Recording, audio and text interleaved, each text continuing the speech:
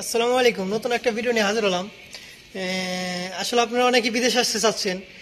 বিষয়টা বিদেশ আসেন না করবো না, কারণ হচ্ছে গিয়ে দেখেন আমাদের কাজ কি। এই যে কালকে শুক্রবার, কালকে প্রোগ্রাম, আজকে যে কাজগুলো আছে পুরা কাজ কমপ্লিট করার পরে তারপরে আপনার রুমে যাওয়া লাগবে, রুমে যাওয়া গোসল করে আবার 5টার সময় হোটেলে যাওয়া লাগবে।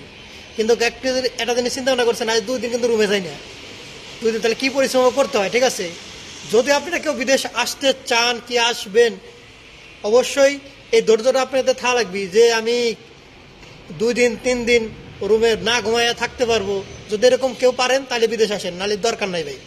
আমার কথা ক্লিয়ার কাট করে, বাপের টাকা খরচা করে আসবেন, পরে 2 দিন পরে ভাই ভালো লাগে না, আমি দেশে চলে যাবো, ভাই এসে কোনো লাভ নাই। ওর সে দেশে আসেন, ভালো আছেন, বসে খান, তা ভালো লাগবে ভাই, বুঝছেন?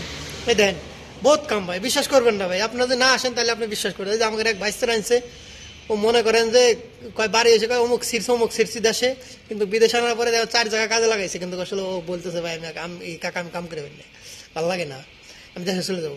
এইরকম ভাই চিন্তা ভাবনা যদি থাকে তাহলে বিদেশে আসার দরকার নেই। আমি বারবার বলতেছি, যদি মনে করেন যে আমি যত কষ্ট হোক আমি কাজ করবোই, ঠিক আছে, এরকম চিন্তা ভাবনা যদি থাকে তাহলে ভাই বিদেশ আসেন। বাপের টাকা খরচা 4-5 লাখ টাকা, কোনো টেনশন নাই ভাই, বুঝলেন? নাই, টাকা কামাইতে পারবেন।